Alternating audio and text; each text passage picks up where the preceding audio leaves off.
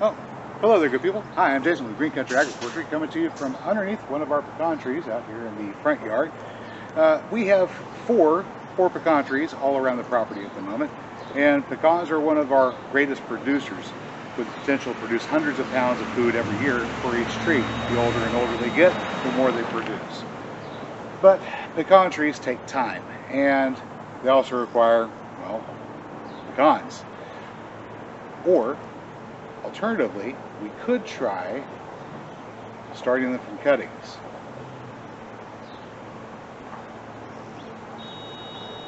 Let's see if we can make some new trees.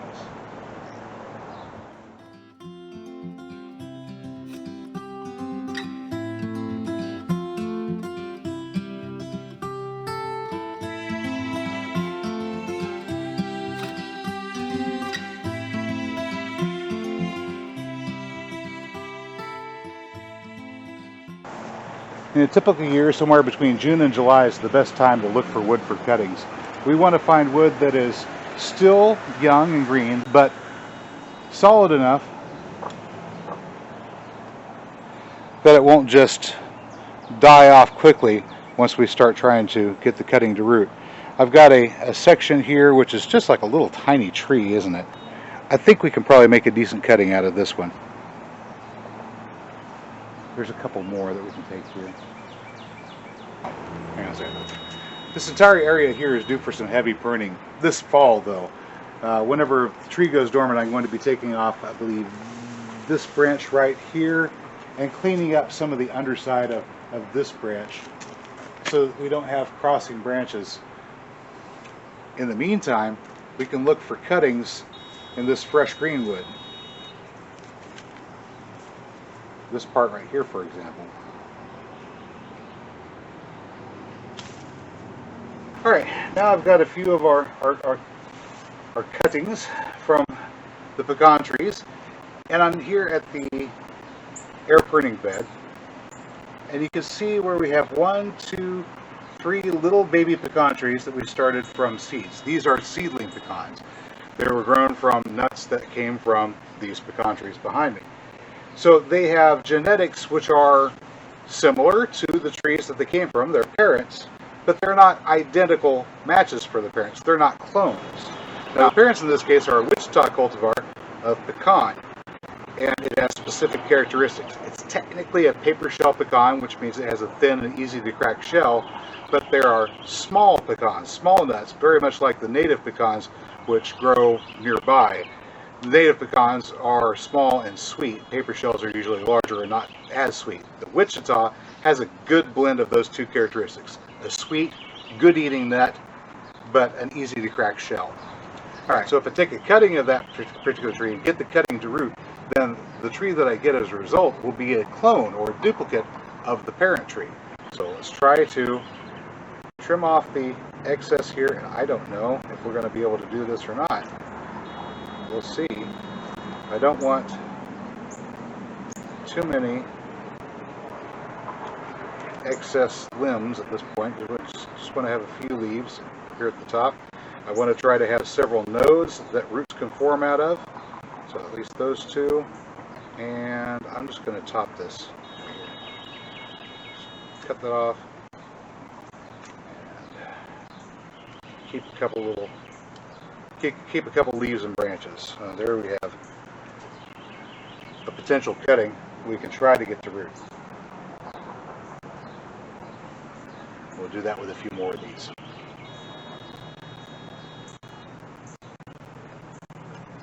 Take off this growth that we have so far. And I've got a nice branch here. I think I'm going to try there.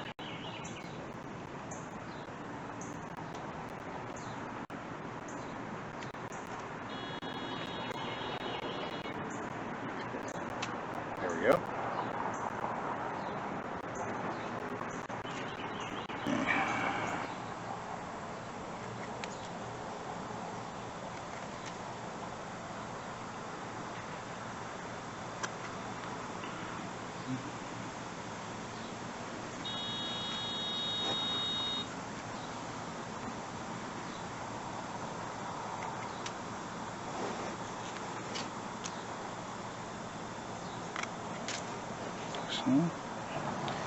Here are some cuttings that I've taken previously. This is a spiderwort, western spiderwort or prairie spiderwort, and I got these from my friend Mark, Arkansas woodcutter. Ooh, I've got another one starting to come up here. This is the third cutting. Let's go ahead and see how well these have managed to root so far.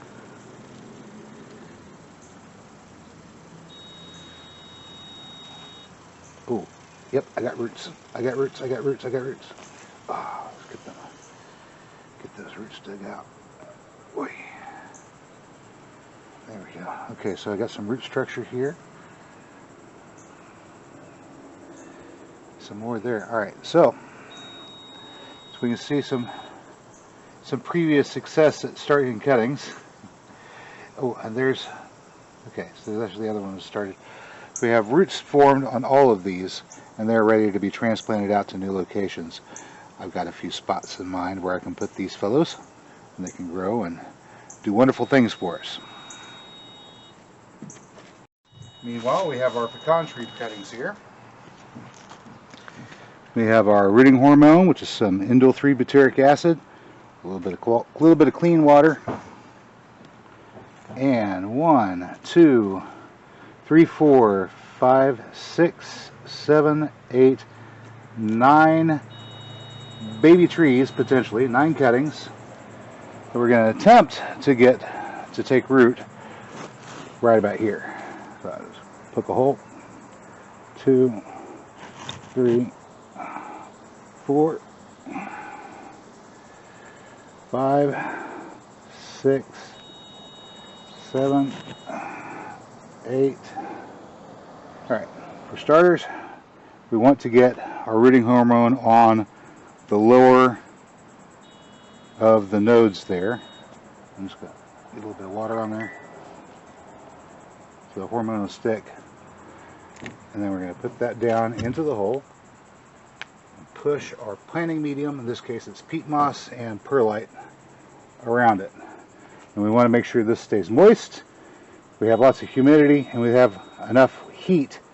And heat and humidity, hopefully, along with the presence of the rooting hormone, will encourage this cutting to actually establish roots. Now, I'm still learning how to root pecan trees. If I want to produce Wichita cultivar pecan trees for our customers, I've got 2 ways of doing it. I can grow seedlings like those little ones over there and then graft scions onto them to try to get the Wichita cultivar, or I can do what I'm doing now, which is attempt to root fresh new cuttings.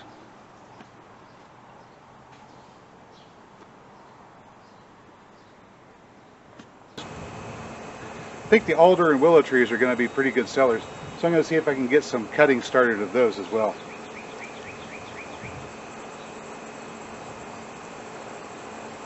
I should have done this when I was pruning the tree earlier this summer. All of this wood is fresh and green. We want to look for places where we can find nodes that we can exploit, preferably nodes that are close together. So we have here and here 2 very close together nodes. That's a good spot. One or the other is likely to produce roots. Okay, so let's review.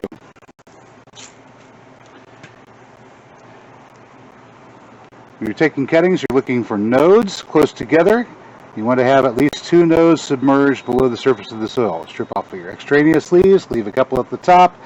You want to have good, firm wood, not too old, this year's growth. This is about what we're looking for. This one here is Black Pussywillow.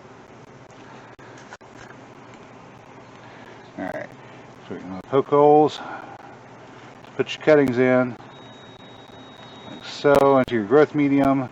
It doesn't need to be a highly fertilized growth medium, so in this particular case we're using this peat moss and perlite, which is just fine. It doesn't really have any nutrients in it, which is of course why we have to come by and feed the plants from time to time. But when we're just getting them started, that's not important. Alright, so we get our leaves stripped off, no leaves,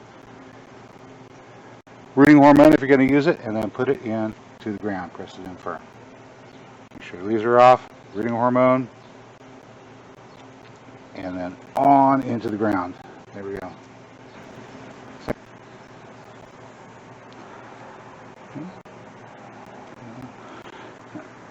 We'll start right over there. It's a bonus. So I got 11 of these.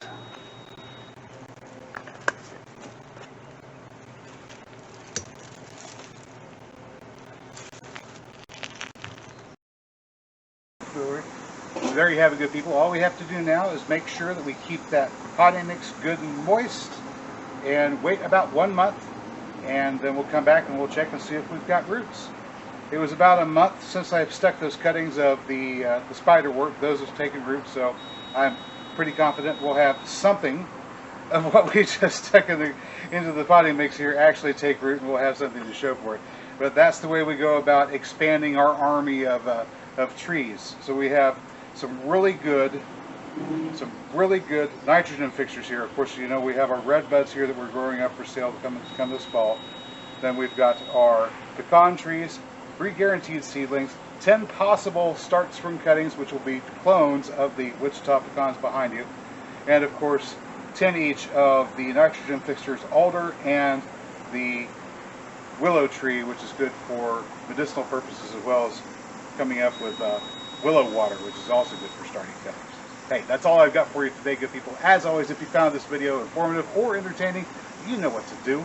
I'll catch you next time.